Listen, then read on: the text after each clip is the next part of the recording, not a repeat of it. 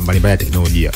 Lakini hiyo inakuja, kumbuka Trump amepeleka 10% ya ushuru katika taifa la Uingereza kwa lengo kile ambacho anachokiita kulinda viwanda vya ndani. Lakini vile vile tunafahamu vile vile kwamba Trump ana mtazamo tofauti kuhusu namna ambavyo Uingereza imekuwa ikisaidia Ukraine na yeye sera zake zidi ya Ukraine. Kwa hiyo inatajwa kwamba ni ziara ambayo inaenda kugusa maslahi makubwa cha kwanza ya kiteknolojia. Sasa hivi wanafahamu kwamba kumekuwa kuna ushindano mkubwa zaidi wa masuala mazima ya artificial intelligence, namna gani kampuni za Kimarekani kwa mfano Microsoft zinaweza kufanya kazi na nchi ya Uingereza.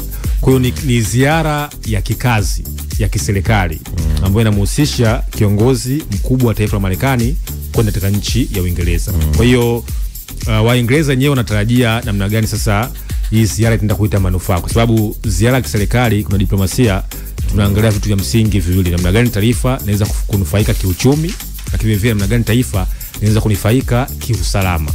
Na kimsingi ni kwamba hayo ndo maslahi makubwa ya taifa lote. Kwa hiyo atakuwa Uingereza siku mbili, na kwa sababu ni kiongozi ambaye ukimtazama amekuwa akiwa na ushawishi mkubwa, ziara yake itafuatiliwa zaidi katika nchi ya Uingereza. Lakini kama unafahamu kwamba anaenda Uingereza akiwa anapingwa sana na matamko yake ambayo amekuwa akiyatoa maeneo mbalimbali duniani. Lakini vile Trump atakiwa kuja South Africa bwana, kwa kikao cha G20. Yes, ambapo kitafanyika South Africa, ambapo mwaka jana kilifanyika Brazil kama unakumbuka. Sasa Brazil wao waliongoza mwaka jana kama ni viongozi wa G20, sasa hivi wanakuja hapa South Africa. Ni mkutano ambao unabadilishana kila mwaka mmoja. Lakini Trump kwa sababu ya sera za South Africa amesema kwamba hata kuja South Africa, atamtuma makamu wake JD Vance. Lakini vile vile hii inaweza kama muendelezo wa Trump kuto kufanya ziara yoyote katika nchi za Kiafrika tangu anaondoka, anaingia madarakani na kuondoka madarakani. Kipindi cha kwanza akuja Afrika, kipindi cha pili ni mwaka wa pili hajaja Afrika. Sasa je, ataendeleza sera zake za kuitenga Afrika kuona kwamba ni bara ambalo linahitaji kujitegemea, au ni bara ambayo kimsingi kwake yeye sio priority, ni kitu ambacho kimsingi inabidi tusubiri katika miaka yake minne ya uongozi.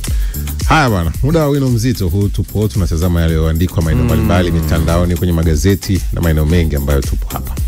Sawa. Sasa bana, kwenye The Guardian nikikutafsiria katika Kiswahili kisicho rasmi, mtaalamu anasema kuamka mapema sana kuna yumbisha mfumo wa kinga.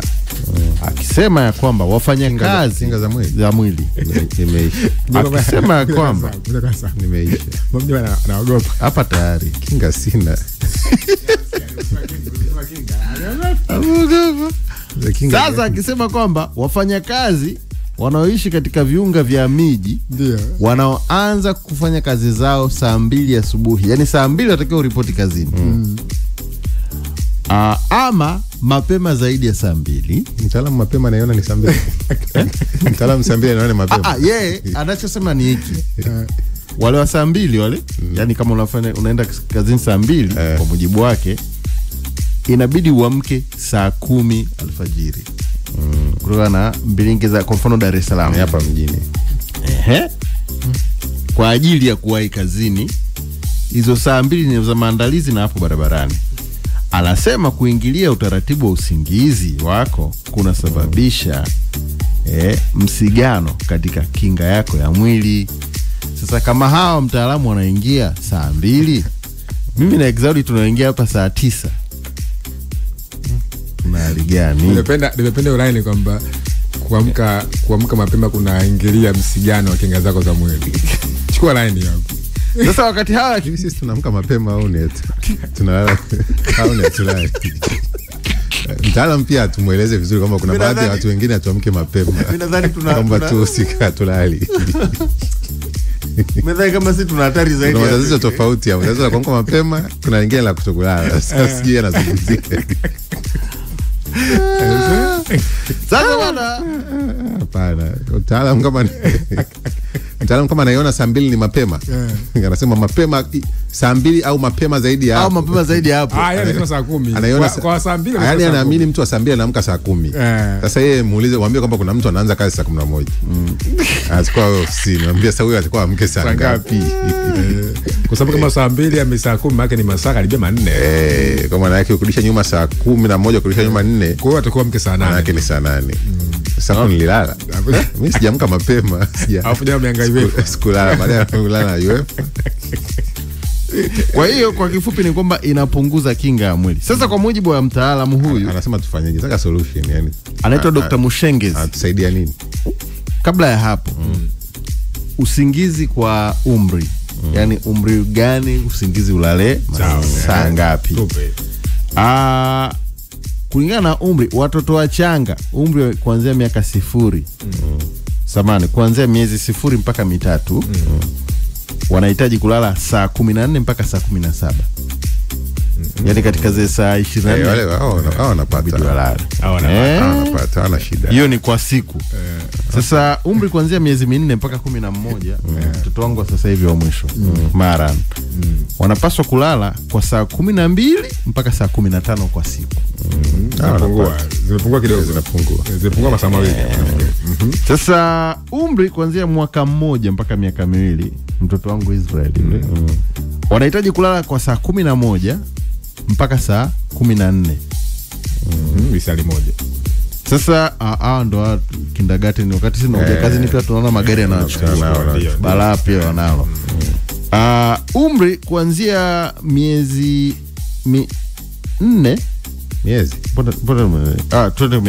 miaka 6 mpaka 13 wanahitaji kulala saa 9 mpaka saa 11 kwa siku. Mpaka 13. Miaka 14 mpaka 17, 14 mpaka 17 umri bale bla bla bla. Wanatakiwa walale saa 8 mpaka saa 10 za kulala kila siku. Sasa watu wazima ndo maamiko ya Exaudia. Wanatakiwa kulala saa 7 mpaka walau saa 9. Yani sio kuanzia saa 7, zile saa. Maka hamna Kiswahili cha masaa, tuelewane. Kuna wingi wa masaa. Saa ngapi zinakuwa? Saa 7 mpaka saa 9. Ako lazima usipate hizo katika usingizi. Anasema kutopata muda huo kunapelekea mwili kushindwa kujirekebisha, hali na kuweka mazingira ya kupata magonjwa ya muda mrefu kama kisukari, pressure na hata saratani, kwa mujibu wa Dr. Mushengezi. Lakini nimependa utafiti ya kitaalamu. Lakini sasa ukiangalia katika muktadha sawa, yani umri wa majukumu ina tafsiri yote utalala ngapi? Kwa mfano mimi saa 5 saa 7 saa 8 saa 8 hapo saa 9 saa 5 kala saa 5 saa 6 saa 7 saa 8 saa 9. Sasa sasa tunaamka kwa maana saa 4 hizo. Umelala saa 4. Wewe kwa muktadha huo, wewe masaa 7 huwezi kupata wa 8. Siwezi. Utoboi. Lakini anamaanisha kwamba kwa mfano mchana ukapata mawili chap. Hiyo hajaweka. Hii consistency lazima upate. Hiyo ni mfululizo. Hii ngoma ni mfululizo. Ile kupiga mchana ile limoja umetulia kwa dada umepiga kwenye usafiri umepiga moja ile danganya. Kwa sababu pale unakuwa umekatiza mfumo wa mwili. Umeanza sasa super kumeana. Yaani pale umeibaiba.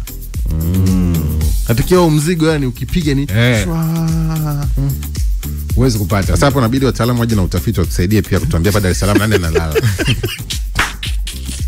Kwa sababu tukiamka saa 9 tunakuta watu wanaenda zao kwenye shughuli. Lakini motivation speaker watuambia usilale ili utoboe. Unajua usingizi ni adui wa mafanikio. Sikiza. Motivation speaker anasema hivi, usingizi ni adui wa mafanikio. Usingizi ni adui wa. Alafu sasa nikaja kusikia pia wanafafanua sio usingizi huu.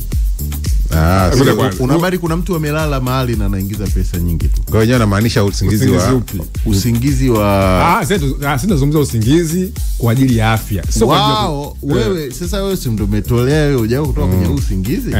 Wao wazungumzia usingizi huu wa fofofo. Kwa sababu pia kuna watu ambao inasemekana wanalala wako tu ndani na laptop ana wifi wao wanamaanisha kulaza akili. Kulaza akili yako. kutokuishughulisha, kutokufanyia ubunifu. Sio kwamba usilale usiku. Kwa sababu kuna mtu ngani nikwambie, inaweza kuwa serious na usingizi. Ngoja mimi nitakupa mfano mmoja ambao unasikitisha. Hivi unajua kwa mfano hawa vibarua hawa wanaofanya kwa mama ntilie. Hawa dada wanaopeleka vyakula mchana mara baada ya kuiva. Unajua washamka saa 9. Kuna ambao tunakutana nao nje. Tunakutana nao. Ndio naenda. Saa 9 wale wameshaamka. Kwa ajili ya kwenda sijui Mabibo, sijui Kariakoo, kwenda kuchukua vifaa vya kupika. Kwa mpaka saa 2 hivi kasharudi sasa kwenye kazi. Kashaanza kwa nani? Yule kwa siku analipwa shilingi 5,000. Sawa? Alafu kuna mtu anabeti. Yeye anabeti, amelala huu muda wote huu, anakuja anabeti mechi za UEFA leo. Zinaanza saa 4, zinaanza saa 2 nyingine usiku.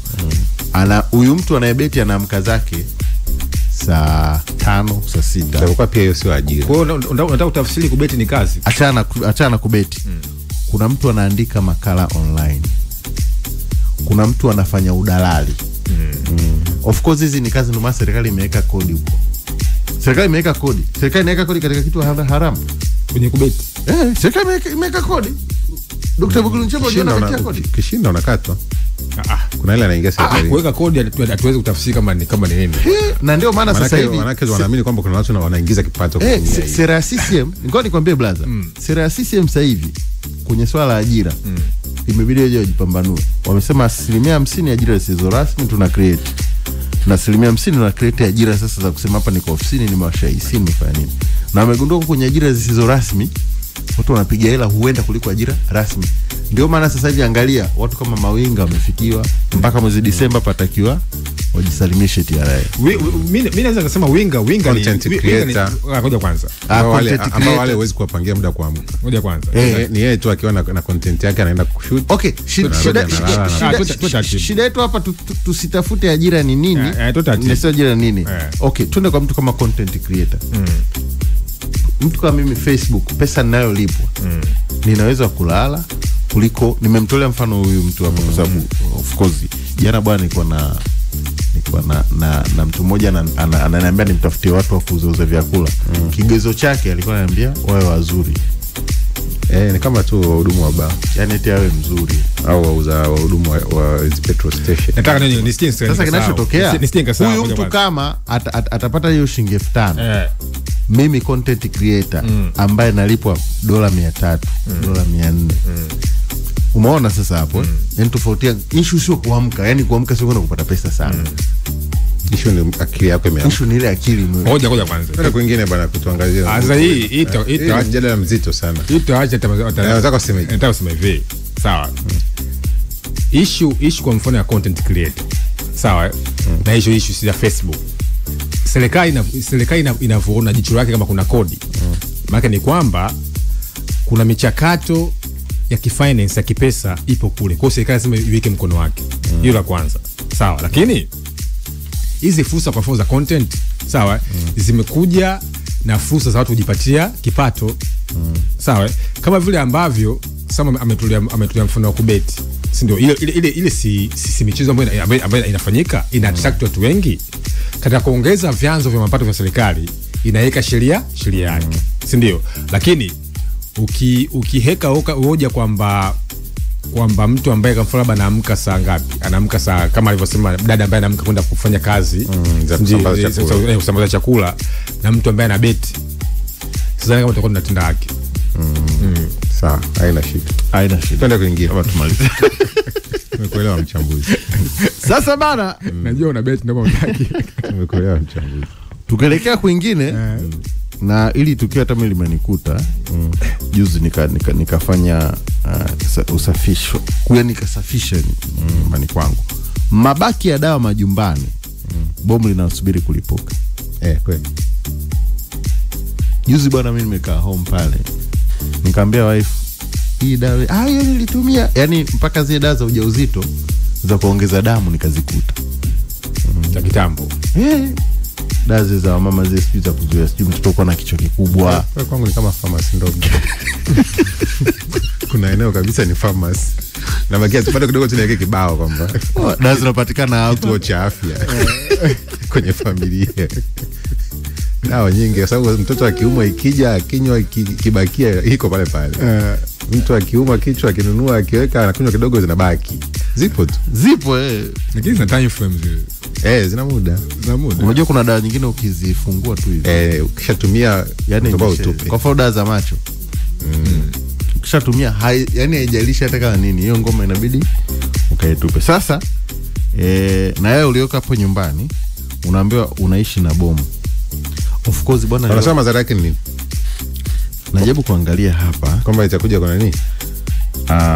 Anasema sindano, vidonge vilivyopitwa na wakati, hata mipira ya kinga yote utupwa katika taka za kawaida. Zunguka kwenye leo ya mazingira. Mbona mimi nataka madhara unaoulizia hajasema. Tutakuwa tunazungumzia kwenye mazingira. Watu kutupa ovyo. Mimi sijawahi kusikia kabisa kama taratibu za kurudisha hospitalini. Huyu Mwananchi amehojiwa. Zungumzia itakuwa kuhusu mazingira, tunatupa ovyo. Itakuwa mazingira kwa sababu mtoto anaweza kaokota nini, tunatupa. Of course bwana, nilisikia pia mtaalamu mmoja Exaudi alikuwa anazungumza pia, kuna issue ya mtu unakuta friji jacuzzi. Friji basi sijui imepata hitilafu kidogo, analihifadhi kwamba nitapeleka kwa fundi, anaishi nalo. TV ya chogo ile zamani, unajua nyuma bado na umeme. Mtu anakaa nalo ile ndani. Kwa mtu ambaye kutoa utafiti wake kuhusiana na hizo, akasema ni changamoto ya kisaikolojia kwamba mtu kushindwa kutupa vitu. Yaani mchungu pale kwako na kiatu ambacho unajua kabisa automatically utakivaa tena. Lakini ukitupi, upi mtu utupi, kipo kwenye mabegi yako kimekaa tu kila siku na kitona kukirudisha. Lakini ukitumii tena, anasema ni shida ya kisaikolojia. Sababu automatically hakufai tena.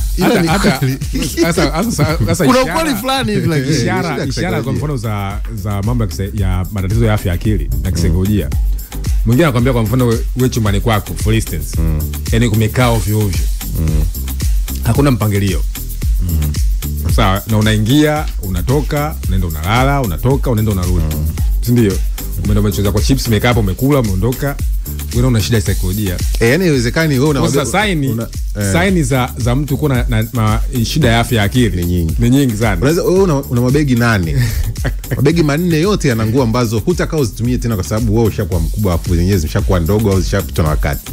Lakini unazo mabegi umeyarundika ndani. Kwa hiyo unashindana na panya kufukuzana ili wasi zile hizo nguo ambazo huna kazi nazo tena. Sasa shida ya akili hiyo. Of course ni shida ya afya. Wewe ambaye kwa nini una begi moja ambalo lina nguo zako ambao unazivaa kila siku, wewe ambaye chumbani kwako au nyumba yako utaki kudeki for instance, na unaingia unatoka, ni shida ya akili. Na sasa unajishtukia sana hivi fikiria vitu vyake alivyo ndani hapa vitumii tena. Chupa nyingi ndani, lakini sio vitu ambavyo unavitumia tena. Yani ukinunua maji ya chupa, ukimaliza chupa unaacha ndani. Mtu akwambia bwana hivi vitu vitoe, alafu kuna jinsi unaiona kama ni bado ni mali yako. Automatically hautumii tena yani. Sasa kuna jinsi unatamani kuilinda endelee kuwa hapo ndani yani. Uione lakini utumii tena. Yani hutaka utumie. Bwana mimi zamani kwa tafsirio wangapi ambao shida ya afya yake? Wengi sana. Mimi zamani nilikuwa na ugonjwa, labda nikiri hapa. Nilikuwa na ugonjwa wa kutunza maboksi ya simu. Kuna hiyo. Unaona bwana. Simu unaitumia tena. Cha kwanza mpaka simu kuna muda mpaka ushaiuza. Bado una ile karatasi ya maelekezo ya kutumia simu ambayo ushauza. Utaki kutupa, yani ukifanya usafi unaipanga yani. Mpaka unaipanguza vumbi, unaipanga kwenye kabati. Na simu na mtu mwingine. Simu ushauza zamani. Simu umeuza ama hata sasa ile shida akili. Lile boksi la simu ina mitazamo miwili. Perception miwili. Cha kwanza ukipoteza unapeleka boksi, bwana nimepoteza simu yangu email hapa sijui. Kwa hiyo ndio boksi umepotezea After pili sasa sijui ndio kama ndo nadhani ni afya yake. Baada nilikuja kushtuka nikatupa. Kwa sababu ni kama sijui ujulikane hii simu ushaka nayo. Yaani unajiambia kabisa leo nafanya usafi wa vitu ambavyo ndani havitakiwi na vitoa. Unaanza. Unashangaa hujatoa kitu. Kila kitu umekipanga sehemu yake. Lakini kuna vitu vitumii. Na nyingine ya mwisho ambayo ndio inatesa wengi sana. Makopo ya perfume na lotion. Yameisha kabisa, yani mtu analiweka. Mimi nilipanga kwenye dressing table pale. hautumii tena, lishaisha. Ukikuuliza hamna kitu, ila umelipanga pale. Akili yako inakwambia yani weka hapa, ni mali yako hii. Lakini utumie, utakuwa utupe, weke nyingine mpya. Kwa watu wengi wanaumwa. Watu wengi wanaumwa kiakili. Ni tatizo. Watu wengi tunaumwa. Hapa tukisema tukafanya research kwenye machumbani mwetu hapa. Kuna vitu vingi ambavyo tuvihitaji. Kuna vitu tuvihitaji ila au vitumii tena kabisa. Ukiambiwa hizi nguo mpya hata ndugu yako, ziache nguo zangu bwana. Unazipanga. Utazivaa tena lini ushakuwa mkubwa? Ziache. Ziko pale. Wape ndugu, si wape majirani. Hapana. Ukizitoa inakuuma, kati usitumie tena. Ndio hiyo. Sasa bana, unajua maisha bwana yanabadilika sana. Maisha na change mno. Na siasi mabadiliko yake ni makubwa kuliko tunavyodhani. Maisha yanabadilika. Unajua zamani, unakumbuka usiku wa zamani? Na kusema kidogo alikuwa usiku wa zamani, unakumbuka weusi wake? Weusi wa usiku sasa hivi shida ya akili. Mimi naambia huo ni mtazamo. Ulipokuwa unatazama wewe usiku. Ushakupita usiku wa mwaka 90. Yaani hiyo ndio ile, kwa mfano unasema usiku wa mwaka 90 wewe. Usiku wa mwaka 90 hapa Dar es Salaam hakuna taa. Ndio maana kuna giza. Ndio maana nini? Hivi unajua usiku kama umebadilika hivi. Pale Ubungo hakuna flyover. Hiyo ni sana ile mitazamo ya kwamba usiku wa mwaka 90 sala 7 zamani ilikuwa inamaliza wakubwa. Lakini kimsingi tu ni kwamba ni wewe ulikuwa una mtazamo kwamba hizo ushakuwa mkubwa, kwa unaona kama wengine ni watoto. Lakini mtazamo tu. Dunia ndio hii mjomba. Unakumbuka saa 12 ya mwaka 93 baada ya kuingia vyama vingi? Ulikuwa muda fulani hivi yani unaheshimika yani saa 12 ya jioni. Dunia ilikuwa haina watu, haina mambo mengi, haina production. Sasa kwa nini nimewaambia hivyo? Magonjwa ya moyo tishio kwa vichanga. Wanaandika Nipashe. Nakumbuka miaka 90 magonjwa ya moyo yalikuwa nasikia mendo. Sasa vichanga, yani sio mtoto, yani kichanga. Unajua maana kichanga amezaliwa leo 70 hivi 80 ndio ulikuwa unasikia sasa ameanza kusumbuliwa na magonjwa ya moyo. Magonjwa ya utu uzima yalikuwa nayo. Sasa hapa tunao vichanga. Wanasema wanapataje? Itakuwa stress. Utafiti uliofanyika 2020 unaonyesha kati ya wagonjwa 100 magonjwa haya yanaongoza vifo. Mbona amenukuu? Anasema nikisema mishipa, magonjwa ya moyo namaanisha mishipa ya damu inakuwa imezibwa na mafuta, valves zinakuwa nini hapo. Hapo nimejua sababu. Anasema asilimia ya watoto wanaopata shida ya moyo kati ya 1000 wanaozaliwa hai, 17 wana shida ya moyo. Wengi. Anasema tuseme tunakaribia watoto 4000 kila mwaka wanazaliwa na shida ya moyo, lakini asilimia ndogo mno ya hawa ndio tunawatambua. Umeona? Dunia inabadilika. Na sio moyo tu, magonjwa mengi sasa hivi watu wadogo wanakutana nayo. Zamani ilikuwa sio. Juzi mimi nimeenda kwa dentist. Sawa. Dentist huyo daktari wa meno. Nimempeleka mdogo wangu. Bana nikakuta watoto wadogo wanang'oa meno. Nikamuuliza mtaalamu, wewe huyu mtoto kafuata nini? Akaniambia haya mambo mbona sasa hivi ya kawaida tu. Watoto chini ya 18 anang'oa meno, tena sio moja. Unakula sana pipi. Siku hizi dunia imebadilika. Ndio maana nakwambia hata pipi za mwaka 90 tofauti na pipi za sasa hivi. Sisi tulikula pipi zina rangi hivi. Wewe usipige ulikula. Kuna pipi tumepiga sana zile pipi. Na bado tuna meno 32. Mimi naamini dunia ndio ile sema moments zinabadilika. Bwana. Tukirudi hapa itakuwa ni muda wa Lenzi. Endelea